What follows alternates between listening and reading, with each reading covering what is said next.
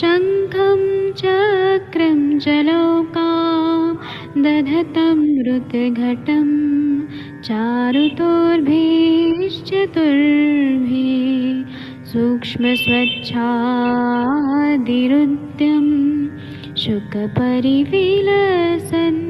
मौलिमम्भोजनेत्रम् कालाम्बोदोज्ज्वलाङ्गं कटितटविलसत्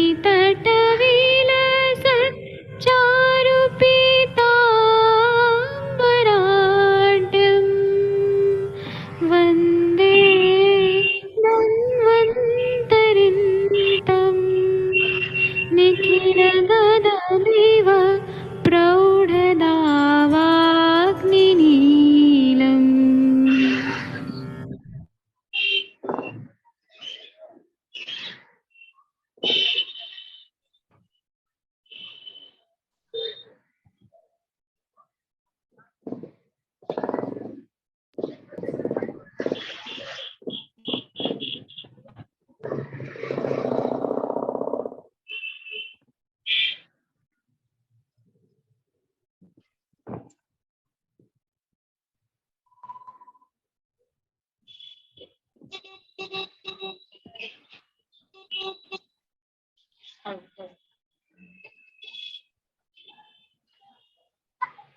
अरे बाप रे।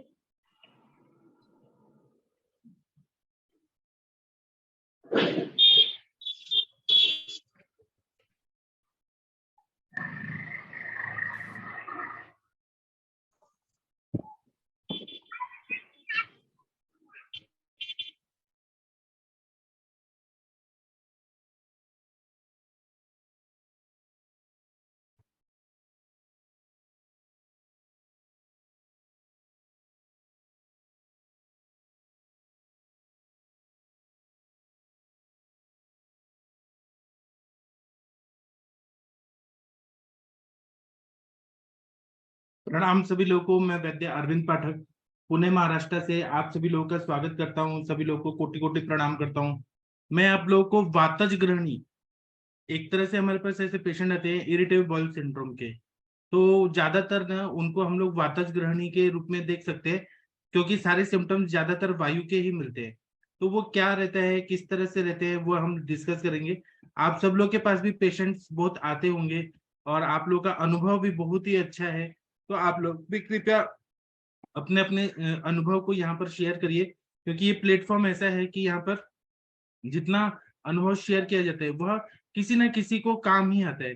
तो मैं 1 मिनट यहाँ पे 1 मिनट रुक जाइए बस। 1 मिनट बस रुक जाइए, हम लोग वातज ग्रहणी पे चर्चा करेंगे।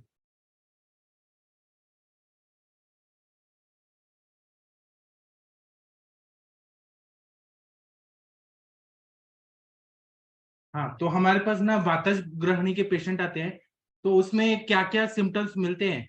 ग्रंथों में तो बहुत सारी चीजें लिखी हुई है चरक संहिता में, लेकिन हम लोग इसको क्लिनिकली देखेंगे कि हमारे पास जब क्लिनिक में पेशेंट आते हैं तो क्या क्या सिम्टम्स रहते हैं। और आप लोगों ने भी देखे हैं, मैं जो बता रहा हूँ ये आप लोगों ने भी देखे हैं, लेकिन उस पर हम जब चर्चा करेंगे ना तो हमारा और ज्ञान जो है वो और क्लियर हो जाएगा कि अब हमारे पास जब पेशेंट आएंगे तो हम इसको परफेक्टली डायग्नोज कर पाएंगे कि हाँ ये हमारे वातज ग्रहणी के ही पेशेंट हैं। तो इसमें जब भी पेशेंट आते हैं ना तो उनको क्या हो रहता है कि अन्न पचन नहीं हो पा रहा होता है, मतलब उनका खाना डाइजेस्ट नहीं हो पा रहा होता है। और ग्रहणी का जो प्रत्यात्म लक्षण बताया है, मुहुर्बद्धम मुहुर्द्रवम मल प्रवृत्ति, कभी उनको डायरिया होता है, कभी लूज मोशन होता है। खासकर ऐसे जो वातज ग्रहणी के पेशेंट आते हैं हमारे पास, तो उनमें उदर शूल रहता है, एब्डोमिनल पेन रहता है, और वो नाभि प्रदेश में ज्यादा पेन रहता है और वो कंटिन्यू रहता है। उसी तरह से संधि शूल भी रहता है, मतलब हाथ पैरों में रहेगा। उसी तरह से संधियों में वेदना रहेगी। कटी शूल, पार्श्व शूल ये भी रहेगा। उसी तरह से अग्निमांद्यता उनमें तीव्र मात्रा में रहती है, बहुत ज्यादा अग्निमांदित रहता है। उसी तरह से कभी कभी उनको सूखी खांसी भी आती है, श्वास कष्टता भी आता है। इसी तरह से आंखों में उनको ड्राइनेस बहुत ज्यादा रहता है, सारे वायु के लक्षण रहेंगे। और उनको ना जब रोना आता है ना तो उनके आंखों से आंसू भी नहीं आते, इतना ज्यादा ड्राइनेस रहता है बॉडी में। उसी तरह से उनको ना खाना खाने के बाद तुरंत ही इरिटेबल बॉयल सिंड्रोम, खाना खाते ही तुरंत ही वॉशरूम को जाना पड़ता है, और जब वॉशरूम से आते हैं तो उनको हाथ धोते धोते फिर से एक बार जाना पड़ता है। मतलब इन ऐसे कंडीशन रहती है कि उनको बार बार वॉशरूम को जाना पड़ता है। और दूसरा क्या है ना कि यहाँ वायु का इतना प्रकोप है, समान वायु अपान वायु का प्रकोप रहता है। उसी तरह से कुछ लोगों को द्रव प्रवृत्ति होती है, कुछ लोगों को कॉन्स्टिपेशन होता है। उसी तरह से इनका जब हेतु हम लोग देखते हैं, वातज वातज ग्रहणी के जब हेतु देखते हैं, तो कुछ लोग रहते हैं वो अध्वगमन करते हैं, मतलब बहुत ज्यादा ट्रैवलिंग करते हैं। ट्रैवलिंग हो सकता है कि वो बाइक से करते हो, ट्रेन से करते हो, बस से करते हो। अध्वगमन बहुत ज्यादा रहता है, पैरों से चलना रहेगा या फिर साइकिलिंग करना, किसी न किसी तरह से ट्रैवलिंग, प्लेन से भी ट्रैवलिंग करने वाले बहुत सारे लोग रहते हैं जो वातज ग्रहणी के रोगी रहते हैं। उसी तरह से भार वहन करना, मतलब बहुत ज्यादा हैवी वेट उठाकर चलना, धूप का सेवन करना, वेगावरोध, मल मूत्र छींक उल्टी प्यास, जितने 13 अधारण्य वेग है ना उसका अवरोध करना। उसी तरह से सबसे मेन होता है अध्यशन करना, अकाल में भोजन करना, मतलब जब उनको भूख लगी है तब खाना स्किप कर देंगे और टाइम हो गया इसलिए खाएंगे। अजीर्णाशन, अजीर्ण में भी खाना खाएंगे। उसी तरह से रुक्ष अन्न का सेवन करना, आजकल ट्रेंड हो गया कि रूखा सूखा बहुत खाओ, घी तेल मत खाओ, स्निग्ध चीज नहीं खाओ, रुक्ष अन्न का सेवन, स्प्राउटेड चीजें ज्यादा खाओ। और ब्रेकफास्ट में तो ऐसी चीजें बहुत ज्यादा आ गई है कि रफेज मिलता है, पेट साफ होता है, फाइबर वाले चीजें ज्यादा खाओ। तो ये रुक्ष अन्न का सेवन हो गया। उसी तरह से पर्युषित आहार खाना। अब पर्युषित आहार में ये भी हो सकता है कि घर में फ्रिज का बना हुआ खाना रख दिया है और फ्रिज का माइक्रोवेव में गर्म करके ऐसे गर्म करके और उसको खाया जा रहा है, ये भी पर्युषित आहार हो गया। दूसरा है कि ठेले वाले जो रहते हैं, जो पानी पूरी, पाव भाजी, चाट मसाला ये सब जो बेचते हैं, उनका भी फ्रेश है कि नहीं है मालूम नहीं है। और जो लोगों को जंक फूड खाने का, डब्बा बंद खाना खाने का आदत है, उनको तो ये वातज ग्रहणी का प्रॉब्लम हो ही जाता है। तो वातज ग्रहणी में आप लोगों ने ग्रंथों में तो बहुत सारा चीज पढ़ा है कि घृतपान करना चाहिए, बस्ती देना चाहिए, लेकिन हम आयुर्वेद के कुछ अनुभविक वैद्य लोग हैं, उनके अनुभव से मैं बता रहा हूँ जो आप लोगों को फायदा होगा। इसमें क्या करना है कि स्वर्ण मालिनी वसंत सूक्ष्म मात्रा में, क्योंकि ग्रहणी कला को बल देना है और यहाँ पे मसल्स को भी बल देना है, विलाइस को भी बल देना है, वहां पे जितने लेयर्स है उनको ताकत देना है, इसलिए स्वर्ण मालिनी वसंत को 125 मिलीग्राम सुबह शाम, सुबह और रसायन काल में, या रसायन काल और शाम को दे, शतावरी घृत के साथ दे। क्योंकि ग्रहणी को रसायन के रूप में अगर देखे तो शतावरी घृत जो है, शतावरी रसायन रहता है। इसी तरह से अगर पेट में वायु का प्रकोप है, कोष्ठगत वायु है, तो ऐसी दवाइयां दे जो दीपन और पाचन रहे और वायु का अनुलोमन करे, जैसे कि हींग है, उसी तरह से हरितकी है, हींग, हरितकी और सेंधा नमक है। ऐसे बहुत सारे द्रव्य हैं जो कोष्ठगत वायु को अनुलोमित करते हैं, तो वो कोष्ण जल के साथ लेना है। इसी तरह से नारायण तेल या महानारायण तेल का अभ्यंग करना है, 15-15 मिनट सुबह और शाम करना है। उसी तरह से अगर मलबद्धता बहुत ज्यादा दिख रही है तो हमें सिम्टम के हिसाब से एरंड तेल का मात्रा बस्ती देना है, 60 ml दीजिए या 100 ml दीजिए।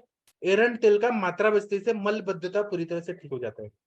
अगर मुखपाक है, अब इरिटेबल बॉयल सिंड्रोम में मुखपाक, मुंह में छाले पड़ना, ये भी सिम्टम रहते हैं, तो इरीमेदादी तेल का प्रतिसारण करना है, मतलब वहां पे लगाना है।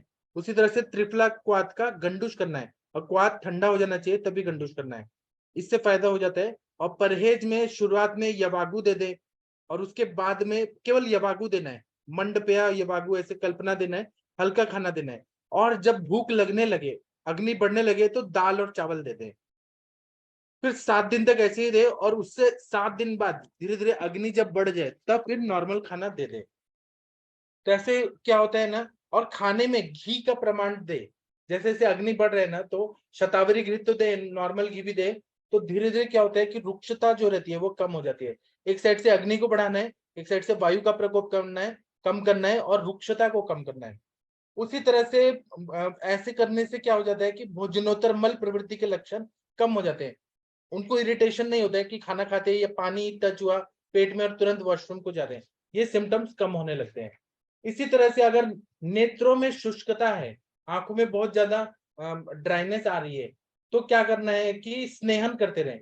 स्नेहन जब हम करते हैं ना, अभ्यंग करते हैं, सॉरी, अभ्यंग करते हैं, स्नेहन, अभ्यंतर स्नेहपान कराते हैं, तो एक धातु से दूसरे धातु तक जाने में कम से कम 6-7 दिन लग जाता है। अगर मज्जा तक हमें ले जाना है, रस रक्त मांस मेद अस्थि मज्जा, मज्जा तक अगर स्नेह जाना है तो 6 दिन लगेगा, क्योंकि मज्जा का स्थान छठवां है। तो पहला दिन रस धातु में जाएगा, फिर रक्त धातु मांस मेद अस्थि मज्जा शुक्र।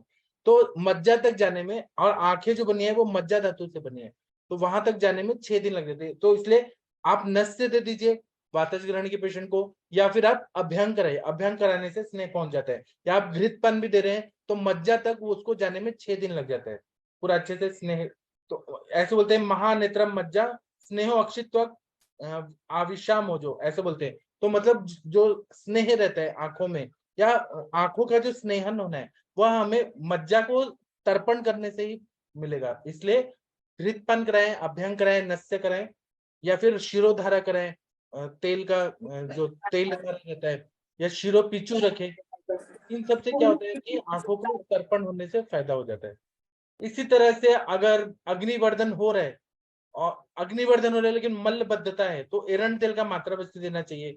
उसी तरह से दीपन पाचन औषधियों से अग्नि बढ़ने लगता है, तो कभी कभी अग्नि बढ़ रहा है लेकिन मलबद्धता है, एरंड तेल देने से भी फायदा नहीं हो रहा, तो लवण और घृत खाने में दें, थोड़ा सा नमक दें और घी दें, तो उससे बहुत अच्छा फायदा हो जाता है। और दुर्बल रोगी रहे तो मात्रा बस्ती का बहुत अच्छा रिजल्ट आ जाता है, इससे मल प्रवृत्ति सामान्य हो जाती है। उसी तरह से ऐसा बोल रहे हैं कि हम लोगों को जो मेडिसिन देना है उसमें हमें क्या क्या और दे सकते हैं, आप लोग भी अपने अपने अनुभव बताइएगा, क्योंकि वातज ग्रहणी के पेशेंट जो रहते हैं ना, उनमें वेट लॉस होना ये बहुत ज्यादा दिखाई देता है। और उनको तो फिर उनको अग्नि कुमार रस, लवण भास्कर चूर्ण, उसी तरह से हिंगवाष्टक चूर्ण, कभी कभी अग्नि कुमार रस देना पड़ता है, अग्नि तुंडी वटी देना पड़ता है। अग्नि तुंडी वटी वातज वाले रोगियों के लिए ठीक रहता है, लेकिन पित्त वालों को नहीं देना चाहिए। उसी तरह से बसंत कुसुमाकर रस बहुत अच्छा रहता है। अगर उनको ना कान में से आवाज आ रही है तो उनको बसंत कुसुमाकर, जटामांसी फांड, कर्णपुरन ये करने से बहुत अच्छा फायदा हो जाता है। जो स्वर्ण मालिनी वसंत है ना, उसका मेन काम क्या होता है, हम लोगों ने ग्रंथों में तो बहुत सारी चीजें पढ़ी है, शॉर्ट में ऐसा है कि स्वर्ण मालिनी वसंत है, ये धातु अग्नि का वर्धन करता है, एक एक धातु की अग्नि को ये बढ़ाता है, इसलिए इसको रसायन बोला है स्वर्ण मालिनी वसंत। रस की अग्नि, रक्त की अग्नि, मांस की अग्नि, मेदो धातु की अग्नि, मज्जा की अग्नि, अस्थि धातु की अग्नि, शुक्र की अग्नि, सप्त धातु अग्नि को, एक एक अग्नि को ये प्रदीप्त करता है। इसलिए स्वर्ण मालिनी वसंत का प्रयोग हम लोग ग्रहणी के रोग, वातज ग्रहणी के रोगी को देते हैं। दूसरा, स्वर्ण मालिनी वसंत धातु अग्नि वर्धन करने के साथ में बलवर्धक है, पूरा ताकत ला देता है। तीसरा क्या है कि ये राज्य अक्षमा रोगाधिकार में बताया, तो कहीं ना कहीं आप लोगों को फोटो में दिख भी रहा होगा कि अगर ग्रहणी के पेशेंट है और वहां रुक्षता बढ़ गई है वायु का प्रकोप होने से, तो वहां कहीं ना कहीं ग्रहणी कला शुष्क हो गई है, ड्राई हो गया है, सूख गया है। तो स्वर्ण मालिनी वसंत को राज्य अक्षमा रोगाधिकार में बताया, जहां पर भी शोष होता है वायु के प्रकोप से, वहां पर स्वर्ण मालिनी वसंत से धातु अग्नि को अच्छा करके धातुओं का पोषण अच्छा कर देता है। इसीलिए स्वर्ण मालिनी वसंत का यहाँ पर प्रयोग बताया है। आप लोग को जो भी डाउट है आप लोग पूछ सकते हैं, और मैं जो बता रहा हूँ वो सही है कि गलत है वो भी आप लोग क्रॉस कर सकते हैं। इसी तरह से अगर हमारे पास पेशेंट आते हैं वातज ग्रहणी के, तो उनको ना कुछ कुछ एसोसिएटेड बीमारियां भी रहती हैं, जैसे कि हाइपरथायरॉयडिज्म रहता है। हाइपरथायरॉयडिज्म में भूख बहुत ज्यादा लगती है, लेकिन वेट लॉस जो बीएमआर जो रहता है वो बहुत ही गड़बड़ाया हुआ रहता है। कभी कभी कुछ लोगों को तीव्र अग्नि मंद रहता है, किसी का अग्नि बढ़ा रहता है हाइपरथायरॉयडिज्म में, इसका मंद रहता है। इसी तरह से राज्यक्षमा भी रहता है और वातज ग्रहणी भी रहती है। कभी कभी वातज पांडु रहता है, वातज पांडु और वातज ग्रहणी दोनों सिम्टम रहते हैं। तो इसमें त्वचा रुक्ष रहती है, शाव, त्वचा शाव वर्ण की होती है, तो वातज पांडु भी रहेगा, वातज ग्रहणी भी रहेगा। इसी तरह से कभी कभी वातज हृदरोग भी रहता है और वातज ग्रहणी भी रहती है, तो उसमें वातज हृदरोग में उरशूल, चेस्ट में पेन रहते हैं बहुत ज्यादा, और वातज ग्रहणी भी रहती है, मतलब मल प्रवृत्ति, मूर्धबद्धम मूर्धद्रवम मल प्रवृत्ति होती है, पेट दर्द होता है, ज्वाइंट पेन होता है, सब जगह पेन पेन पेन रहता है, और हृदरोग भी रहता है। कभी कभी वातज गुल्म रहता है, उसमें क्या रहता है कि पुरुष का मूत्र मारुत इनका संग न होकर द्रवमल प्रवृत्ति होती है और गुल्म रहता है, और इसमें कभी कभी संधिवात भी रहता है, आमवात भी रहता है, और ग्रहणी रोग वातज ग्रहणी भी रहता है, इसको देखना चाहिए। तो ऐसा बोला गया है कि वातज ग्रहणी में जब हमारे पास पेशेंट आते हैं तो चरक चिकित्सा स्थान में क्या बोला है कि सवात गुल्म हृदरोग प्लीहा शंकीचा मानव, मतलब वातज गुल्म के भी सिम्टम एक जैसे मिलते हैं, वातज हृदरोग के भी मिलते हैं, वातज प्लीहा रोग के भी मिलते हैं। ऐसा जब हमारे पास रहता है तो हमें ये देखना चाहिए कि ग्रहणी व्याधि है कि दूसरी वातज हृदरोग है, वातज पांडु है, वातज गुल्म है, क्या है, डिफरेंशियल डायग्नोसिस करते हुए आना चाहिए, या स्वतंत्र व्याधि परतंत्र व्याधि ऐसा है क्या वो देखना चाहिए, या व्याधि का संकर है क्या वो देखना चाहिए। इसी तरह से ग्रंथों में क्या बताया, वातज ग्रहणी के लिए चरकाचार्य जी ने बताया है कि मुहुर्बद्धम मोह द्रवम मल प्रवृत्ति, अग्नि मान्यता, आस्य वैरस्य, मुंह का जायका बिगड़ा हुआ, आस्य वैरस्य, अरुचि मतलब टेस्ट ही नहीं आना, अच्छा से अच्छा खाना दीजिए टेस्ट ही नहीं आएगा, फिर भ्रम चक्कर आता है, छर्दी होता है वातज ग्रहणी में, उसी तरह से प्रसेक मुंह से लार बहुत ज्यादा आता है, दुर्बलता रहती है, कार्श्यता रहती है, वेट लॉस बहुत ज्यादा है, कृश इंसान रहता है, नाभि प्रदेशी शूल ऐसा रहता है, फिर मुख पाक मुंह में छाले पड़े रहते हैं, फिर नख नेत्र पीतता, नाखून और आंखों में पीलापन थोड़ा सा रहता है, पादशोथ पैरों में सूजन रहती है।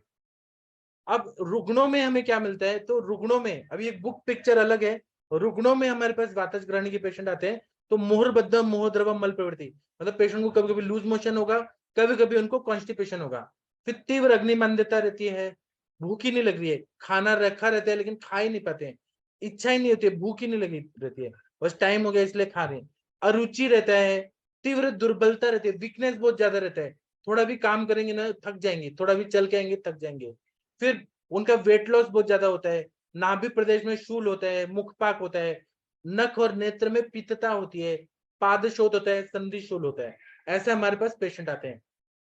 तो अष्टांग हृदय में ग्रहणी चिकित्सा में बहुत ही बढ़िया बताया है कि हमें घृत के साथ क्या क्या देना चाहिए, कौन से चूर्ण वातज ग्रहणी में देना चाहिए। अष्टांग हृदय चिकित्सा स्थान 10वां में बहुत अच्छा बताया कि पिप्पली नागरम पाठा सारीवा बृहति द्वयम चित्रकम कौटजम शारम तथा लवण पंचकम चूर्णीकृतम दधि सुरा तत्र तत् मंडोष्णाम्बु कांजिके ही पिबेद अग्नि विद्यार्थम कोष्ठवात हरम परम, मतलब वायु अगर कोष्ठवात है और ग्रहणी है तो हमें क्या देना चाहिए, तो पिप्पली का प्रयोग करना है घृत के साथ, शुंठी का प्रयोग करना है, या तो सारे कॉम्बिनेशन में दीजिए अलग अलग दीजिए, पिप्पली का प्रयोग करिए, शुंठी का प्रयोग करिए, पाठा सारीवा दोनों बृहति जो है बृहति और कंटकारी, चित्रक कुटज शार लवण 5 तरह के लवण का प्रयोग करें, इनको दधी का जो मंड रहता है दही का ऊपर का पानी वो दे दें, या हमारा जो गर्म पानी है उसके साथ दे, कांजी के साथ दे, या घृत के साथ सिद्ध करके दे, इससे बहुत अच्छा फायदा हो जाता है।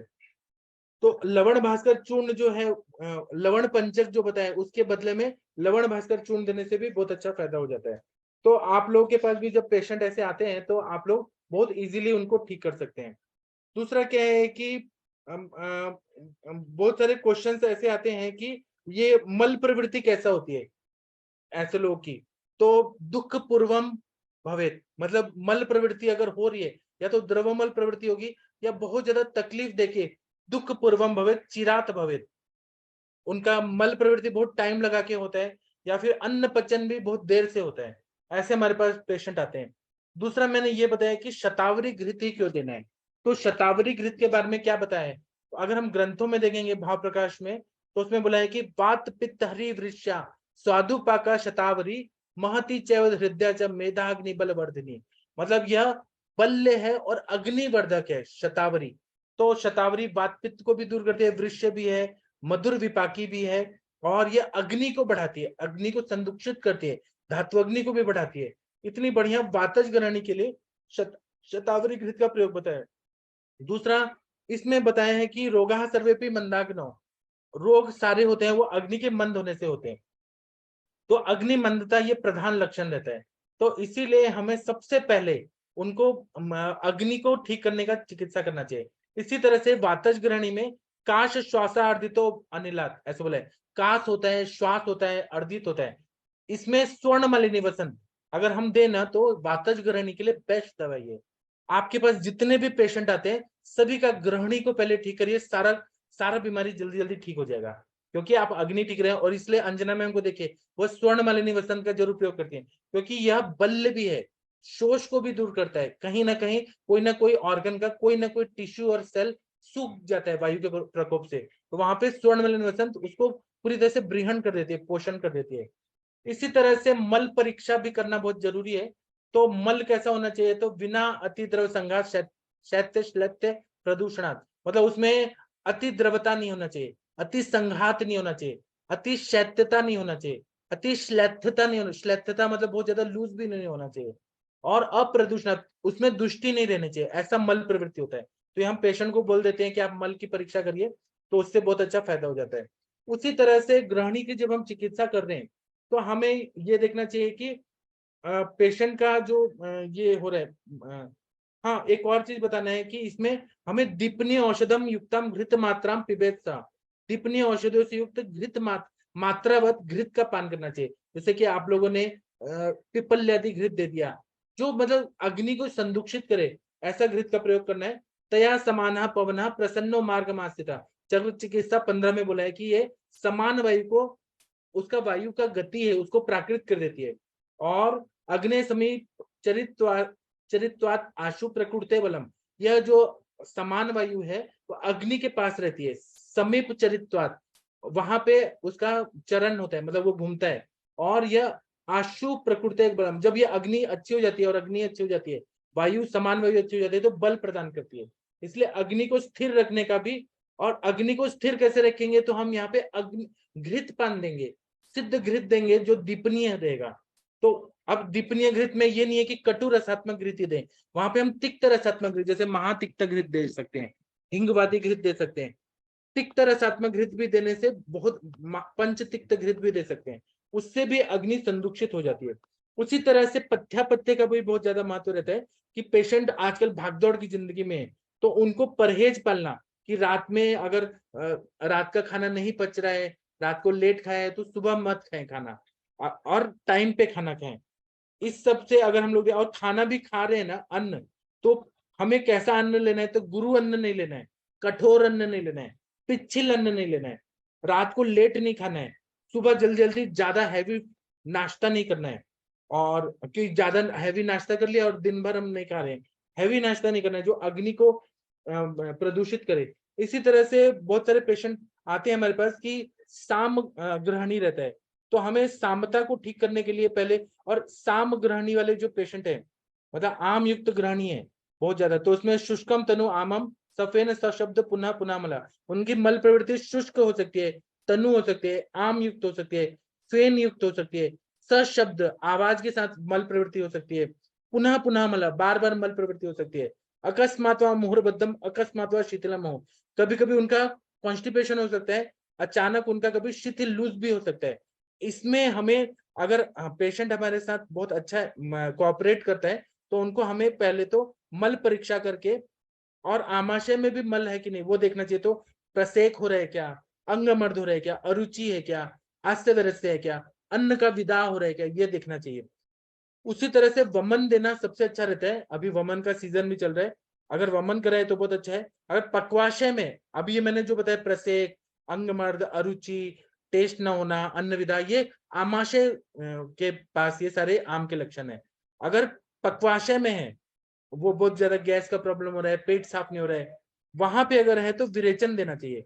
और अगर सर्व शरीर में आम के लक्षण है, अंग मर्द हो रहा है, बॉडी एक हो रहा है, तो लंघन और पाचन करना बहुत सही रहता है। इसी तरह से चित्रकादि वटी है, पित्त प्रकृति वालों को छोड़ के, अगर पित्त वालों को भी देना है तो हमें गुलकंद और आंवला के मुरब्बा के साथ दें, और बाकी वातज और कफज प्रकृति वालों को हम लोग चित्रकादि वटी दें, तक्र दें, तो बहुत अच्छा फायदा होता है। इसी तरह से परपटी कल्प जो रहता है, वह वर्धमान मात्रा में अगर परपटी कल्प दें, जिस तरह से वर्धमान पिपली रसायन रहता है, उसी तरह से वर्धमान परपटी, पंचामृत परपटी को वर्धमान मात्रा में दें, कि पहले हम 1 चुटकी दे रहे हैं, 125 mgm दे रहे हैं, फिर थोड़ा बढ़ा रहे हैं, फिर थोड़ा बढ़ा रहे हैं, ऐसे करके फिर धीरे धीरे कम कर रहे हैं, तो बहुत अच्छा फायदा हो जाता है। इसी तरह से हम लोग तक्र बनाए ना, तो जब दही बन रहा है, तो दही बनते टाइम थोड़ा सा मरीच डाले, शुंठी डाले, जीरा डाले, और फिर जब दही बन जाए तो उसमें बहुत ज्यादा पानी डाल के उसको मंथन संस्कार करके वो तक्र बनाए, और उसका ऊपर का जो मक्खन है, अगर वातज ग्रहणी है तो मक्खन के साथ दे सकते हैं, दूसरा ग्रहणी है पित्तज और कफज, पित्तज में भी थोड़ा चल सकता है, लेकिन कफज में तो पूरा स्नेह निकाल देना चाहिए, मक्खन निकाल देना चाहिए, तो ऐसा तक्र पीने के लिए देने से बहुत अच्छा फायदा होता है। इसी तरह से इरिटेबल बाउल सिंड्रोम के जब पेशेंट आते हैं वातज ग्रहणी के, तो उनका वायु को ठीक करने के लिए तक्र का हमें बस्ती देने से बहुत अच्छा फायदा हो जाता है। तक्र का बस्ती जो रहता है उसमें थोड़ा सा परपटी कल्प मिक्स करके और उसका बस्ती दीजिए, बहुत बढ़िया काम करता है। उसी तरह से थोड़ा सा 20 ग्राम परपटी ले लिया, 250 ml तक्र ले लिया और थोड़ा सा तेल डाल दिया या घी डाल दिया और उसको मिक्स करके और उसका हम लोगों ने अगर दे दिया बस्ती तो बहुत बढ़िया फायदा होता है।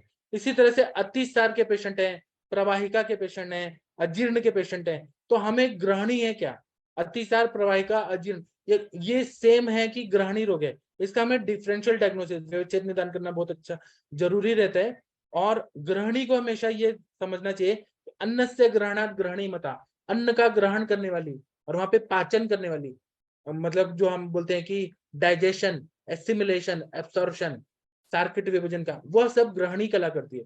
तो इसलिए अन्न से ग्रहणात ग्रहणी मता, ऐसा इसका डेफिनेशन बोला है। और हमारे पास जब भी पेशेंट आते हैं अतिसार, प्रवाहिका, अजीर्ण, तो डायग्नोसिस ही नहीं हो पाता है ये वातज ग्रहणी है कि अतिसार है, वातज ग्रहणी है कि प्रवाहिका है, अजीर्ण है कि वातज ग्रहणी है। इसको अच्छे से करना बहुत जरूरी होता है। अगर आप ऐसा कर लेंगे तो बहुत ही फायदा हो जाएगा। और अग्नि का इतना ज्यादा महत्व है, इतना ज्यादा महत्व है, अग्नि बलम पुंसाम रेतो मूलम तो जीवताम, मतलब अग्नि का बल से बल रहता है और पुरुष के बल से भी इंसान जीवित रहता है। तस्मात सर्व प्रयत्न वहनी शुक्रम च रक्षे, और शुक्र का भी बहुत ज्यादा महत्व है। तो अग्नि को बचा के रखें, अग्नि को अच्छा रखें, शुक्र को अच्छा रखें और पुरुष को अच्छा रखें, पुरुष को प्राकृत रूप में रखें। ये तीन चीजें अगर रहेंगी तो इंसान ज्यादा से ज्यादा दिन तक जी सकता है। इसी तरह से हमें कुछ पानी भी देना चाहिए। अगर हमारे पास ग्रहणी के पेशेंट आ रहे हैं तो उनको हमें शुंठ का चूर्ण, धनिया का चूर्ण, सौंफ का चूर्ण, ये पानी में डाल के बॉईल करके और वो थोड़ा थोड़ा 1/4 कप पीने के लिए दें तो बहुत अच्छा फायदा हो जाता है। इसी तरह से तक्र और सिंधा नमक का प्रयोग कराएं, वो फायदा करता है। उसी तरह से शुंठी, घी और जल, सॉरी, शुंठी, घी और गुड़, इसका प्रयोग अगर करें, गुड़, शुंठी और घी, इसका प्रयोग अगर आधा आधा चम्मच कराएं तो वह भी बहुत अच्छा फायदा हो जाता है। इसी तरह से दूध देना है कि नहीं देना है, तो दूध अगर देना है तो उसमें थोड़ा सा शुंठी, गुड़ और घी मिला के दें तो वो बहुत अच्छा फायदा करता है। इसी तरह से बल बढ़ाना है तो अश्वगंधा का प्रयोग करें, सीतोपलादी का प्रयोग करें, यष्टि मधु का प्रयोग करें, जैसा कंडीशन है वैसा हम लोग दे सकते हैं। हिंग, जीरा, सैंधव, इसका प्रयोग करें तो बहुत अच्छा फायदा हो जाता है। पंचामृत परपटी मैंने बता दिया, उसका बहुत अच्छा फायदा होता है। अभी आप लोग बताइए, आप लोग के पास ग्रहणी के पेशेंट आते हैं तो आप लोग कैसे विचार करते हैं? डॉक्टर शशि तिवारी मैम, आप कृपया बताएंगी, ग्रहणी के रोगी आए तो आप क्या सोचती हैं वातज ग्रहणी के? हाँ जी सर, गुड इवनिंग सर। ग्रहणी के तो जो भी है पेशेंट आते हैं तो एक्चुअली अगर हम सही सोचे तो हमारा पूरा डाइजेशन ही ग्रहणी में आएगा, क्योंकि ग्रहणी की डिफिनेशन जब दी जाती थी तो बोलते थे ना, ग्रहणाति विवेचयत पचति मुंचति। तो इस तरीके से डाइजेस्टिव मतलब सिस्टम का है या हम अपनी पूरी पाचन प्रणाली के हैं, तो उसका हर ऑर्गन जो है ग्रहण करने का भी काम करता है, पचन का भी काम करता है, विवेचन और मुंचन का भी कार्यक्रम करता है। तो पूरा हमारा डाइजेस्टिव सिस्टम या पाचन तंत्र जो है वो ग्रहणी में आता है। और ग्रहणी दृष्टि हर किसी को होती है, बगैर ग्रहणी दृष्टि के जैसे सर्वे रोगा मंदे अग्नि होता है, उसी तरीके से मैं मानकर चलती हूँ कि ग्रहणी अगर दृष्टि नहीं होगी तो किसी भी इंसान को कोई बीमारी नहीं होगी। तो और मेजॉरिटी ग्रहणी दृष्टि के पीछे एक बहुत बड़ा वजह लोगों का जो रहता है, पथ्य का पालन तो करना ही है, साथ में मेनली स्ट्रेस है, जो स्ट्रेस की वजह से भी बहुत सारे लोग या तो बहुत कम खाते हैं या बहुत ज्यादा खाते हैं, जो अध्यसन वगैरह की बारे हैं, या बगैर टाइम के मतलब भूख नहीं लगी है, जैसे हिस्ट्री भी लेते हैं पेशेंट्स का तो अधिकतर पता चलता है कुछ लोग को हो गया कि ये मेरा टाइम है सो मैंने खा लिया, क्योंकि उस टाइम उनको क्रेविंग हो रही होती है, उनको भूख लगी नहीं होती या असली भूख नहीं होती है, बस थोड़ी थोड़ी फीलिंग आ रही थी सो खा लेते हैं। तो मेन वजह ये होती है। इसलिए ग्रहणी दृष्टि के जितने पेशेंट्स होते हैं अगर उनको तक्र धारा वगैरह किया जाए, तक्र की बस्ती दी जाए, या नस्य और अभ्यंग बहुत अच्छे से किया जाए, नाभि पूरण वगैरह किया जाए, तो उसके बहुत अच्छे रिजल्ट मिलते हैं। और अभी आज आपने स्वर्ण बसंत वांति बताया, हालांकि मैंने ग्रहणी के पेशेंट को स्वर्ण बसंत वांति तो अभी तक नहीं चलाया है, परपटी वगैरह का पड़ता था। और मेनली मैं कंसिडर हमेशा करती हूँ पेशेंट को दीपन पाचन करने में, और जो भी हेतु होते हैं उनको निवारण की तरफ ध्यान देते थे, तो इस तरीके से ही मैंने ट्रीट करते थे। पर अभी मेरे एक पेशेंट है, उनको मैं चलाती हूँ इसको स्वर्ण बसंत मालती, फिर मैं आपको बताती हूँ सर। तो ऐसे ही है, मेन तो इसमें लॉन्ग टर्म में ट्रीटमेंट चलेगा तभी रिजल्ट आएगा, बहुत जल्दी इसमें नहीं ठीक होता, क्योंकि कई बार होते हैं कुछ लोग, जैसे कुछ पेशेंट होते हैं दिन में 5-6 बार जाते हैं, तो उन सभी का हेतु, जैसे मेरी एक पेशेंट थी, तो उन सभी का मेन हेतु स्ट्रेस का रहता है। तो मैं अधिकतर सारस्वतारिस्ट या अर्जुनारिस्ट वगैरह भी चलाई थी, तो ऐसे पेशेंट को उससे भी बहुत बढ़िया रिजल्ट आता है, क्योंकि ग्रहणी दृष्टि रहती है तो कई बार थायराइड वगैरह की प्रॉब्लम शुरू हो जाती है, साथ में कुछ पेशेंट्स को डिप्रेशन वगैरह की भी प्रॉब्लम शुरू हो जाती है इसके साथ में। तो मतलब एक तरीके से जब हमारे पास पेशेंट आता है, बहुत सारे का संकर आता है, मिक्स होता है, तो इस हिसाब से सिस्टम चलाया था, तो रिजल्ट आता है। बट पेशेंट छोड़ देते हैं कुछ टाइम बाद, तो फिर से सर रिकरेंस तो होने लगती है, या उनका स्ट्रेस लेवल नहीं मैनेज हो पाता, तो फिर से प्रॉब्लम शुरू हो जाती है सर। जी सर, थैंक यू सर। अभी देखिए आप लोग के स्क्रीन पे दिख रहा है कि एबनॉर्मल कॉन्ट्रैक्शंस ऐसे होता है, इसलिए उधर शुरू होता है। जी अभी कॉन्ट्रैक्शन बार बार होगा, तो वहां पे रुक्ष गुण बढ़ेगा और वहां शोष होगा, इसलिए स्वर्ण मालिनी वसन देते हैं हम, तो उसका वो शोष को ठीक करे। जी सर, जी सर, थैंक यू सर। जब मॉडर्न के डॉक्टर बोलते हैं, वेस्टर्न डॉक्टर बोलते हैं कि इंटेस्टिनल टीबी हो गया है, तो टीबी क्यों हुआ, वहां पे ऐसी कॉन्ट्रैक्शन, वायु का प्रकोप होकर सुखा दिया, शोष हो गया, इसलिए हम लोग स्वर्ण मालिनी वसन, राज मृगांक रस, अभ्रक भस्म ये सब जब देते हैं इंटेस्टिनल ट्यूबरकुलोसिस को फायदा होता है। ठीक है, जी सर, बाकी आरती थैंक मैम आप कुछ बताएंगी, आपका एक्सपीरियंस। अंजना मैम आप कुछ बताएंगी, वातज ग्रहणी पे कुछ बोलिए आप लोग। आशा मैम आप कुछ बोलिए। तकदीर सिंह जी कुछ बोलिए। हाँ जी बोलिए मैम। जी सर, प्रणाम सर। सर वातज ग्रहणी का तो अभी मेरे पास पेशेंट आया था, 2 महीने से उसकी ट्रीटमेंट में लास्ट मतलब पिछले साल से चल रही है, लेकिन पेशेंट क्या है ना, बार बार ट्रीटमेंट छोड़ के चला जाता है, फिर उसको सिम्टम्स आते हैं ना, तो फिर वो वापस आती है। तो अभी आई थी, कल परसों ही आई थी, तो मैंने बोला था उनको सोनोग्राफी कराने के लिए। ये जो आपने सब वातज ग्रहणी के सिम्टम्स बताए ना, वो सारे के सारे उसमें थे। रुचि, फिर ये अपना अंगमर्द होना, पूरे बॉडी में मतलब संधि शूल, और भूख ही नहीं लगती थी उनको। तो ये होते होते फिर मैंने उनको शुरू में तो दीपन पाचन ही कराया था, सूंठी चूर्ण से दाढ़ी मास, ये दाढ़ी मासव दिया था, इसके साथ साथ आरग्यवर्धिनी, विडंगारिष्ट और जिरकारिष्ट साथ साथ में चलाया था। तो उससे सर उनको फर्क तो काफी पड़ा था, लेकिन फिर वही पथ्य पत्रिका पालन नहीं करती थी, तो मैंने उनको बोला था कि आप 1 महीने के लिए ना तक्र का प्रयोग कीजिए। सिर्फ दूध सब नहीं पच रहा था उनको, तो दूध छोड़ के सिर्फ तक्र पे रखा था। मतलब ऐसे ही मट्ठा कुछ भी खा रही है तो उसके साथ एक पूरे दिन में 1-2 लीटर जितना मट्ठा जाना चाहिए, तो मट्ठा बोलते हैं उसको, पतली तक्र को। तो उससे उनको काफी फर्क आया था। उसी के अंदर वो धान्य, जीरा सब डाल के पूरे दिन में 4-5 टाइम लेके पूरा करते थे। तो उसके बाद रिकरेंस होना कम हो गया था। लेकिन अभी कहीं वो शादी में गई थी, तो वहां पे कुछ ना कुछ खा के आई है, तो बोले मैडम फिर से ऐसा हो रहा है सिम्टम्स, और उनके साथ ना उनको ईचिंग भी हो रही है। तो मुझे लगा कि वात के साथ साथ कहीं ना कहीं इनका कफ का भी अनुबंध है साथ में इस बार। तो सर इसमें वात और कफ का जो लक्षण है, तो उसमें और क्या देना चाहिए? जैसे अभी तो ये ट्रीटमेंट तो चली रही है। जी सर। सिम्टम है, कफ के सर सिम्टम है। उनको, हाँ जी सर, वात और कफ, वात कफज ग्रहणी के सिम्टम सर। कंडू है ना, सर्वांग कंडू। तो आप त्रिकटु दे दीजिए ना, पंचकोल त्रिकटु, वो दे दीजिए, घृत के साथ दे दीजिए। ठीक है, और पंचकोल उनका आदि, सूंठी चूर्ण तो घृत में चल ही रहा है, तो मैं त्रिकटु स्टार्ट करा। हाँ ऐसे पंचकोल आदि घृत बताया है ना अपने ग्रंथों में, रोशनादि घृत, वो अच्छा काम बाकी करता उनका रेगुलरली शतावरी घृत तो चल ही रहा है, क्योंकि वो थोड़ी है। हाँ लीन थीन है ना एकदम, तो मैंने जी, उनको शतावरी घृत कंटिन्यू करने के लिए बोला। ठीक है सर, मैं त्रिकटु भी चला दूंगी साथ में। और ये स्वर्ण वसंत मालिनी बस भी शायद इसमें बढ़िया काम करेगी। हाँ और उनका वेट आशावरिष्ट, लॉस का, आपने आशावरिष्ट भी दे सकती हैं। आशावरी उनको चल रहा है ना सर, दाढ़ी मासव और सारीवाद्य से चल रहा हाँ ठीक है, है जी। ठीक है, थैंक यू। अभी अंजना मैम कुछ बोलिए, आप अपना कुछ अनुभव बताइए, आपके पास भी पेशेंट आते होंगे, या सुनीता मैम कोई बोलिए, तकदीर सिंह जी, हाँ जी बोलिए। प्रणाम सर। प्रणाम सर, बताइए सर। सर ये क्रॉन्स डिजीज किस में रखेंगे सर, जो होती है एलोपैथी डायग्नोसिस होती है क्रॉन्स क्रॉन्स डिजीज, डिजीज जिसमें तो लीवर। वो भी यही जी सब सर। ग्रहणी रोग ही रहते हैं, ग्रहणी रोग आगे जाके, और क्रॉन्स डिजीज में होता है, उसमें अल्सरेशन होते हैं छोटे छोटे। हाँ सर, उसका जो पेशेंट आया ही सर मेरे पास, फीमेल पेशेंट है 38 ईयर ओल्ड। तो सर उसे वो बोला कि कैसे लैट्रिन में ऐसे स्टूल में आती है जिससे बिल्कुल छिछड़े निकलते हो, मतलब लैट्रिन बदी हुई नहीं आती है। और उसके जो उसका वो एंडोस्कोपी हुई है तो सर उसके इलियल रीजन में अल्सर है सर। तो उसमें आप कुष्ठ रोग, स्मॉल इंटेस्टाइन का कुष्ठ रोग ऐसा सोच के आप पंचतिक्त घृत गुगुल, सूक्ष्म त्रिफला, एकेटी और महातिक्त घृत, महापंच निम्बादि घृत ये सब दे दीजिए ना, तो हो जाएगा ठीक। अच्छा ठीक, थैंक यू सर सर। इसमें अल्सरेशन है ना, तो आप यष्टि मधुघृत और शतावरी घृत का भी यूज करके देखिए, हाँ। बढ़िया रिजल्ट मिलता है। जी यष्टि मधु का काफी बढ़िया रिजल्ट मिलता है रोपण। ठीक है। और बाकी लोगों ने देखा है इरिटेबल बॉयल सिंड्रोम के पेशेंट या वातज ग्रहण के? आदित्य सर आप कुछ बोलेंगे? डॉक्टर आदित्य सर आप कुछ बोलिए प्लीज, आपका एक्सपीरियंस।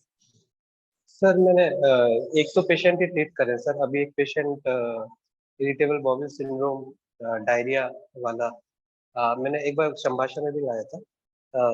वो उनको 80% आराम है। मेन दवा जो बिलाजिल लेहम मेन दवा चल रही है उनकी। और सर प्रबल पंचामित्र वो कॉन्स्टिपेशन डायरिया जो दोनों होता था उसके लिए वो दे रहे हैं। फिर नस्या भी दिया था क्योंकि सर बार बार गृहिणी से सारा स्राव निकल जाता है तो कमजोरी आती है, वजन गिर जाता है, रूक्षता आ जाती है। तो नस्या से वापस ग्रहण हुआ था। ब्राह्मी नस्या, ब्राह्मी घृत की नस्या और महाकल्याणी घृत की नस्या दी थी। बसंत कुसमाकर भी सर चला था क्योंकि उनको आम भी था और डायबिटीज भी थी। तो सर अभी तो अच्छे चल रहे, 80% रिलीफ है। मतलब उनके मनोवा श्रोतास की दृष्टि थी वो बिल्कुल ठीक है। गृहिणी गृहिणी भी अभी ठीक है लगभग। जब उनका विरुद्ध आहार होता है, मतलब जब उनका विरुद्ध आहार नहीं, जब उनका क्या बोलते हैं कॉन्ट्राइंडिकेटेड फूड होता है, जैसे दूध ज्यादा लेते हैं तो अभी थोड़ा होता है उनको। लेकिन काफी हद तक वो आराम है, 80% रिलीफ है। पूरा आराम नहीं है लेकिन 80% रिलीफ है। 4 महीने से दवाइयाँ चल रही है। सारे टाइम लगता है ट्रीटमेंट शायद, जी सर, जी सर, मैं ट्रीटमेंट शायद मैं ग्रुप में डाल दूंगा सर, ट्रीटमेंट जो दे रहे हैं। ठीक है। सुनिए शशि मैम, आप थोड़ा 5 मिनट सेशन को संभालिए ना, एक पेशेंट आ गए, मैं आता हूँ 5 मिनट में। और प्रशांत भट्ट जी आप बताइए कुछ अपना एक्सपीरियंस। शशि मैम आप 5 मिनट संभालिए, एक पेशेंट है अर्जेंट, मैं जी आता हूँ। जी जी सर, जी सर। हाँ जी भट्ट सर, प्लीज अपना एक्सपीरियंस शेयर करें सर प्लीज। नमस्कार, सभी को प्रणाम। राम सर। गृहिणी की पेशेंट तो बहुत कॉमन है। सभी मतलब हर प्रत्येक वैद्य की ओपीडी में आते होंगे। और मेरे पास जो केस आते हैं, जैसे अभी एक लास्ट केस आया था मेरे पास, वो मतलब पेशे से एक प्रॉपर्टी ब्रोकर है जो प्रॉपर्टी को बेचने का काम करता है। तो उसको कोरोना हुआ था। तो कोरोना होने के बाद उसका मतलब उसको ड्राई कफ और खांसी और चलने में हाँपी आना, ये सब सिम्टम्स लेके आया था। तो जब उसके हेतु निकाले गए तो उसमें गृहिणी दृष्टि एक हेतु निकला, क्योंकि वो उसका बहुत लंबे लंबे समय तक, मतलब लंबे लंबे समय तक उसका ट्रैवलिंग गाड़ी से एक प्लॉट दूसरे प्लॉट पे जाना, अनियमित खान पान, अनियमित दिनचर्या, रात्रि जागरण, स्ट्रेस और अध्यशन, ये सारी चीजें मिली थी। तो उसका अच्छे से हेतु हेतु सेवन बंद करा के उसका अच्छे से दीपन पाचन करके उसको दोनों की चिकित्सा की, कि कफ कफ का भी चिकित्सा किया और वात का भी चिकित्सा किया। तो उसमें ये अपना वात और कफ के लिए ये नृपति बल्लव रस और त्रिभुवन कीर्ति, तली शादी चूर्ण और आपका आबे पत्ती का चूर्ण, ऐसे बदल बदल के दवाइयाँ देते रहे। तो उसमें उसको बहुत अच्छे परिणाम मिले और अभी उसका ट्रीटमेंट चल ही रहा है। और ये भी मैं, जैसे सर ने बोला कि स्वर्ण वसंत मालती का यूज करो, तो मैं ये भी करूंगा। और ठीक है सर, पेशेंट अच्छा रिकवर हुआ जी। जी सर, थैंक यू सर। और किसी को अपना एक्सपीरियंस शेयर करना हो वातज ग्रहणी पर तो प्लीज शेयर करें। हाँ जी तकदीर सिंह सर, आपने म्यूट किया, बोले सर, आप क्या बोलना चाहते हैं? मैम अभी ये नोटिस किया है कि अगर 10 पेशेंट आते हैं ना, उनमें से 7 से 8 पेशेंट मैम ग्रहणी दृष्टि से पीड़ित होते हैं। जी सर। और इनमें सभी में इन सभी में खाने का होता है। ये खाना ना प्रॉब्लम इन्हें काफी देर से होती है, पर इनको सिम्टम पहले पता नहीं लगते, धीरे धीरे बढ़ती रहती है। और मैम ये भी है कि मिनिमम मैम 2 महीने तो ट्रीटमेंट चलाना ही पड़ता है, वरना बॉडी दोबारा फिर से उसी स्टेज में चली जाती है।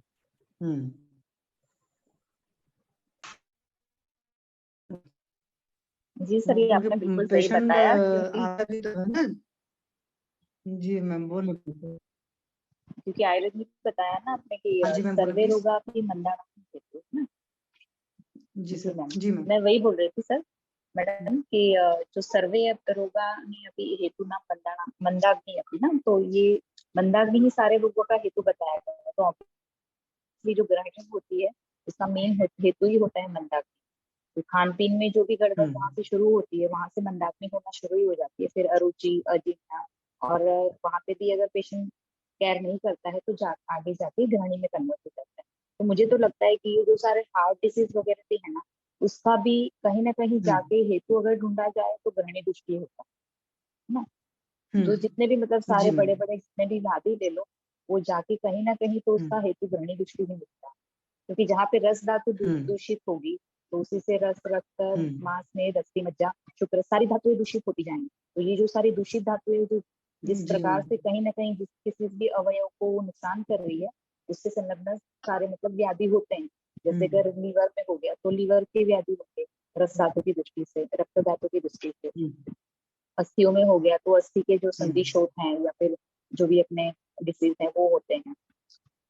इवन ऑटोन्यूरॉन डिसीज में भी ये काफी मतलब कंसिडर करना चाहिए ग्रहणी दृष्टि को भी। कहीं ना कहीं जाके वो मतलब उसके तार तो जुड़ते ही जुड़ते हैं।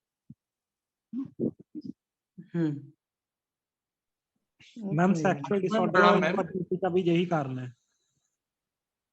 सर आप बोल लीजिए, सर आप बोल लीजिए। जो मैम सेक्सुअल डिसऑर्डर होते हैं ना, और जितने भी ये इनफर्टिलिटी के केस होते हैं, उन सभी में मैम ये ग्रहणी दृष्टि मिलती है, क्योंकि वहां तक न्यूट्रिएंट्स नहीं ना पहुंच पाते शुक्र धातु तक। जी सर, थैंक यू डॉक्टर साहब। और जो डॉक्टर मॉडर्न आदित्य में सर कुछ ब्रेन बोलना गट रिलेशन बताया। हाँ बोले। हाँ जी आशा मैम बोले प्लीज। नहीं, वही कहना था, जहाँ मॉडर्न में भी जहाँ पे ब्रेन गट रिलेशनशिप का उन्होंने कंसिडरेशन बताया है, तो वो भी अगर आयुर्वेद के साथ हम कंसिडर करें तो वो ग्रहणी दृष्टि को ही सजेस्ट करता है।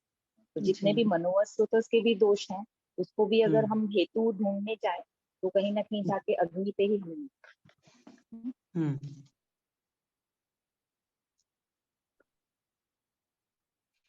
आशा मैम प्रणाम मैम। मैम आपने अभी जो बताया था कोई पेशेंट के बारे में, तो उसमें आप शायद आरिष्ट भी चला रही हैं और आसब भी चला रही हैं। तो एक शायद आपने बताया था विडंगारिष्ट और जीरकारिष्ट आपने चलाया, तो ये शायद मेरे ख्याल से आपने कृमि के लिए और दीपन के लिए जो है थोड़ा गैस वगैरह के लिए ऐसा करा होगा। फिर आपने शायद आसब भी चलाया था। तो मैडम ये दोनों चलाने का क्या था, कौन कौन से आसब चलाए थे? नहीं सर, पेशेंट मेरे पास 6-7 महीने से है, तो उनको ना हर एक 1-1.5 महीने में चेंज कर करके देती हूँ, जैसे उनके सिम्टम्स रहते हैं। और जैसे ऋतु के अनुसार देते हैं ना, प्रकृति में भी थोड़े बहुत चेंजेस आते रहते हैं ऋतु के अनुसार। तो जब उनका ये चल रहा था ना, वर्षा ऋतु चल रहा था, तो अग्नि काफी मंद था, तो तब मैंने उनको जीरकारिष्ट चलाया था। फिर बीच बीच में उनको कहीं ना कहीं कंडू हो जाता है, कहीं ऐसे कृमि के लक्षण मिलते हैं, तो उनको मैं विडंगासव चला देती हूँ। बाकी उनका सारी बात जैसा वो हमेशा से चलता है, और दाढ़ी माता हमेशा से चलता है, क्योंकि उनकी अग्नि काफी मंद है और अरुचि के लक्षण उनको हमेशा रहते हैं इसके लिए। Thank you ma'am. जी ma'am, thank you ma'am. Doctor Aditya sir आप भी कुछ बोलना चाहते हैं, प्लीज बोलें। Doctor Aditya sir. हाँ मैम, जो मेरे जो पेशेंट थे मैंने उनका प्रिस्क्रिप्शन शेयर कर दिया। मैं कोटश परपट्टी प्रबल पंचामृत मुक्ता के साथ शंखवटी, बिलाजिल लेहम और आनंद भैरव रस, ये 5 चीजें से चालू किया था मैंने ट्रीटमेंट। फिर बाद में जो आपके कल वाले जो पेशेंट हैं? नहीं मैम, ये इरिटेबल बाउल सिंड्रोम डायरिया करके पेशेंट थे। ये पीजीआई से 2 साल से ट्रीटमेंट दे रहे थे, पीजीआई लखनऊ से। अच्छा, जो थे 50 के आसपास की एज ग्रुप थी ना? जी मैम, जी मैम, जी हाँ उनको मुझे याद संभाषण आ में गया लाया। पेशेंट। हाँ, वो जिनके अंदर एंजाइटी बहुत ज्यादा थी, काम वो जी मतलब जी मैम, एफिशिएंसी यस बहुत कम हो गई थी ना? यस मैम, यस जी। हाँ याद आ गया मुझे वो केस। तो उनका सर OT की बताइए क्या रिकॉर्डिंग इम्प्रूवमेंट है? मैम 80% उनको रिलीफ है। उनके मोशन की जो फ्रीक्वेंसी दिन में 3 बार के आसपास है अभी। पहले तो जब भी एंजाइटी होती थी होता था, मोशन होता था और पूरा वजन गिर गया था, सूख गया था। जो वातज ग्रहणी गुष्टि पूरे शरीर में वातज सूखापन आ गया था, प्रकोप हो गया था पूरा। अभी पहले तो शुरू में शमन चिकित्सा दी थी और उसके बाद फिर नस्या और ग्रहण चिकित्सा दी थी। तो मैं उससे काफी काफी आराम है, 80% रिलीफ है। अभी भी उनको दवा लेनी पड़ी, 4-5 महीने हो गए, लेकिन काफी आराम है। हाँ सर, उनका नस्य और नाभि पूर्ण वगैरह उनको बोल दीजिएगा, करते रहेंगे, और शिरोभ्यंग वगैरह सारी चीजें, क्योंकि आप एक सस्टोन डोज में या सस्टेनेबल कोई एक मेडिसिन चला दीजिएगा, मतलब जिससे उनकी ग्रहणी दृष्टि कम हो, और पथ्य का मेनली पालन करेंगे और साथ में ये चीजें तो फिर कवर हो जाएंगे। क्योंकि जहाँ पर भी मनोवा स्रोतस की दृष्टि ज्यादा होती है वहां पर मेडिसिन लंबे टाइम तक चलानी पड़ती ही है। मनोवा स्रोतस की दृष्टि हालांकि हर जगह होती है, मतलब जहाँ होती है, मेरा कहना मतलब कि जहाँ पर काफी काउंट होता है कि काफी ज्यादा तकलीफ है, क्योंकि मन में जो कुछ है उसके बाद ही वो बॉडी में रिफ्लेक्ट होता है। तो कई बार नाभि पूरण के लिए क्या यूज करूँ मैं? सर बेस्ट होता है कैस्टर ऑयल, तो बेस्ट होता है क्योंकि अपान वायु पर बहुत बढ़िया काम करता है। तो अंजना मैम भी प्रेफर करते हैं, और मैंने देखा भी, जैसे और चीजों से आप नाभि पूरण सरसों के तेल से भी कर सकते हो। पेशेंट की बहुत पित्तज प्रकृति है तो आप देसी घी भी यूज कर सकते हैं, बट कैस्टर ऑयल का नाभि पूरण वाकई बहुत अच्छा होता है। आप खुद भी अपने आप पर करके देखो ना तो भी बहुत अच्छा लगेगा, मतलब एब्डोमेन बहुत सूद सा लगेगा, कि लगेगा नहीं यहाँ कभी डिस्कम्फर्ट भी था। अगर आप डेली करिए तो आफ्टर 1 मंथ आपको फील ही नहीं होगा कि कभी मेरे एब्डोमेन में डिस्कम्फर्ट भी था। तो ये क्योंकि बहुत अच्छा सा फीलिंग आता है, तो करना ही करना चाहिए। लॉन्ग टर्म में फिर उसके असर आएंगे, क्योंकि नाभि जो होता है सारी नाड़ियों का स्थान है, कि बोलते हैं कि 72,000 नाड़ियां यहीं से गुजरती हैं। तो जब आप उनको एक नरिशमेंट कैस्टर ऑयल के अलावा कुछ और यूज कर सकते हैं, क्योंकि उनकी फ्रीक्वेंसी भी स्टूल की 3 बार है। तो अगर कैस्टर ऑयल सर उससे वो नहीं होता। कैस्टर ऑयल एक्चुअल में अगर आप सोचोगे नाभि पूरण में तो हार्डली ½ ml या 1 ml भी नहीं जाता ना। छोटा सा कॉटन है, एक डब्बे में कैस्टर ऑयल ले लिया और छोटे छोटे भगवान जी के बत्ती की तरह छोटा छोटा बना लिया गोला गोला, वो डाल दिए स्वैब टाइप का सर्जिकल कॉटन लेकर के। और जब भी करना है, जैसे मौसम अभी बहुत गर्मी आ जाएगा तब लोड नहीं पड़ेगा, अदरवाइज हल्का सा पानी में रख दिया, डब्बा थोड़ा सा गर्म हो गया, स्टील का अपना है तो सुकोष्ण में आप बस उठा करके वो कॉटन जो स्वैब है, एक तरीके से समझ लो, आपकी लैंग्वेज में अगर समझो तो कॉटन स्वैब है but soaked in castor oil है, वो लगा करके सो गया पेशेंट। और बहुत बड़ा नहीं रखना है, क्योंकि अगर बड़ा रहेगा तो मान लो यूरिनेशन है किसी काम पे उठता है तो गिर जाएगा। अदरवाइज अगर ठीक ठाक साइज का है और नाभि गहरी लोगों की जैसे कुछ लोग की होती है तो अच्छे से टिक जाता है। हालांकि जिनकी नहीं भी गहरी होती सर, मैंने ऐसे पेशेंट्स को भी करा कर देखे हैं, उनके भी नहीं टिकते, मतलब नहीं निकलते, जैसे नहा भी ले तो भी नहीं निकलता अगर अपने हाथ से न लगाए, अनटिल अनलेस पेट के बल सोने पर भले निकल जाता है। ठीक है सर। तो आप नाभि पूर्ण, और उससे आप सोचो कि मैं नाभि पूर्ण कैस्ट्रॉल से कराऊंगा तो लूज मोशन होगा, बिल्कुल नहीं होता। सिर्फ वायु का अच्छे से अनुलोमन होता है, क्योंकि वो इतना कम अमाउंट होता है ना कि कुछ भी डिस्टर्ब नहीं करता है। ठीक है सर। जी मैम, थैंक यू।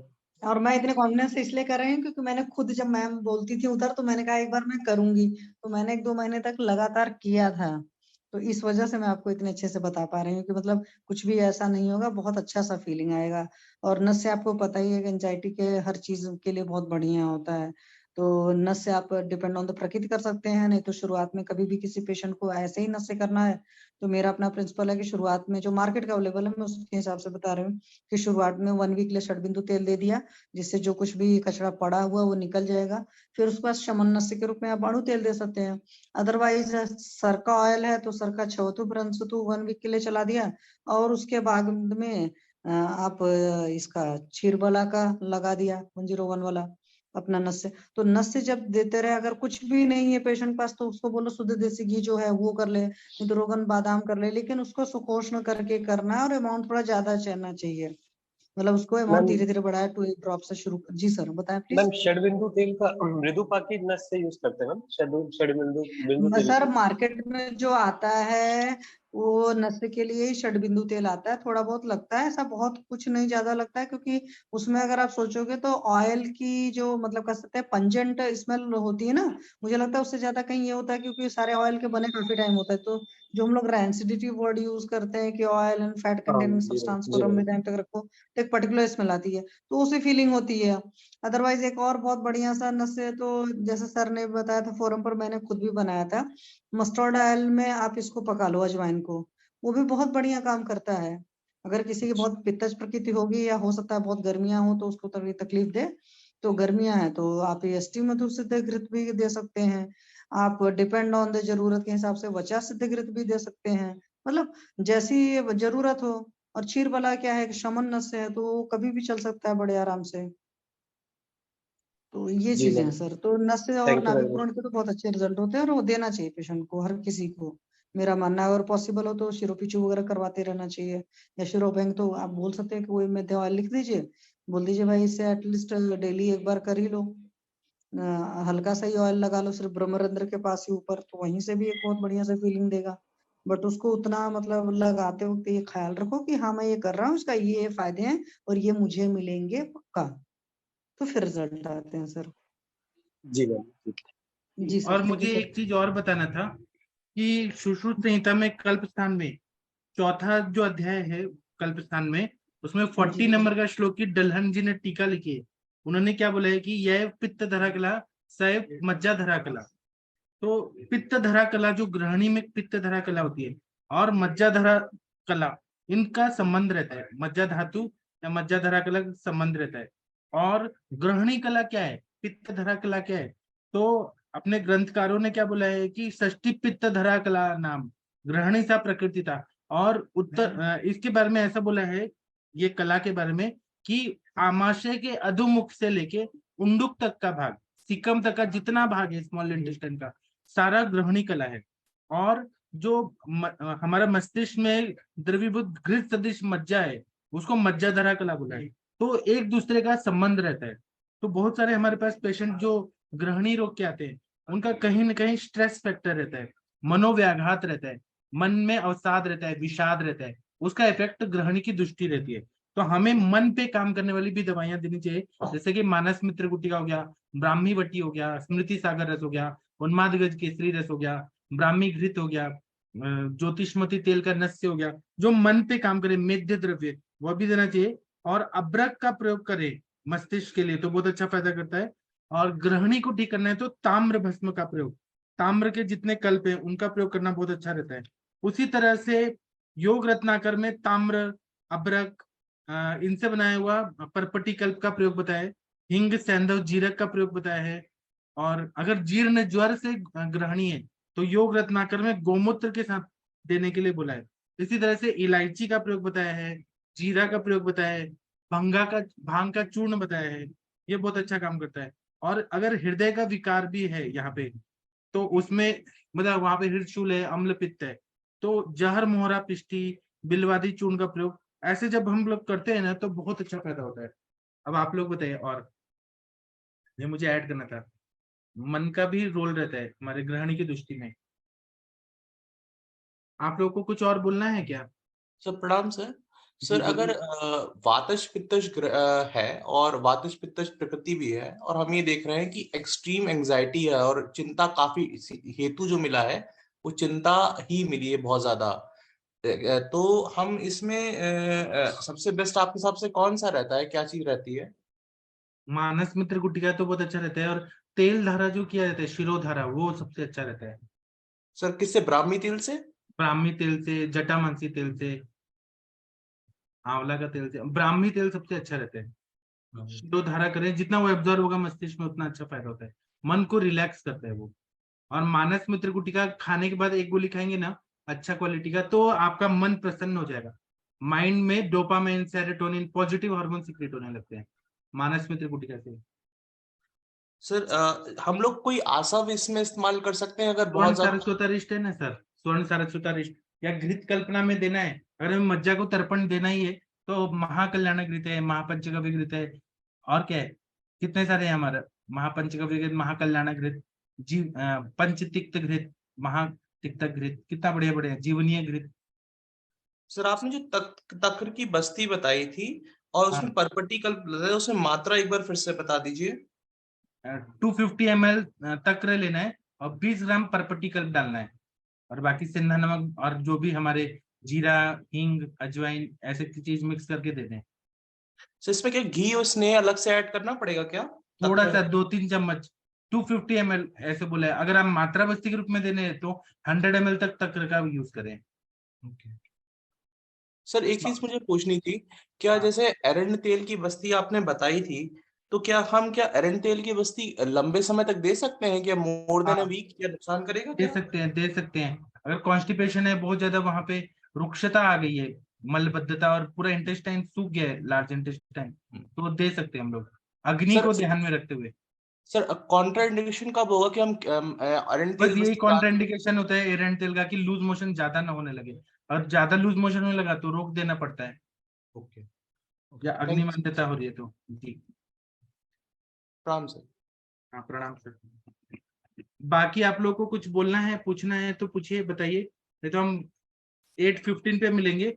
अभी हम सेशन बंद करते हैं, ठीक है? बाकी लोग 8:15 पे आइए और बात करते हैं। थैंक यू, प्रणाम सभी लोगों को। हाँ, आशा मैम कुछ बोल रही हैं। वात पित्तज ग्रहणी में दशमूल क्वाथ और गौघृत शिरोधारा विल बी इफेक्टिव। बहुत अच्छा बताया मैम, दशमूल क्वाथ का। जी ठीक है, हम आशा मैम आप और बताइएगा, 8:15 वाले लेक्चर में आप आइए। थैंक यू, प्रणाम सभी लोगों को।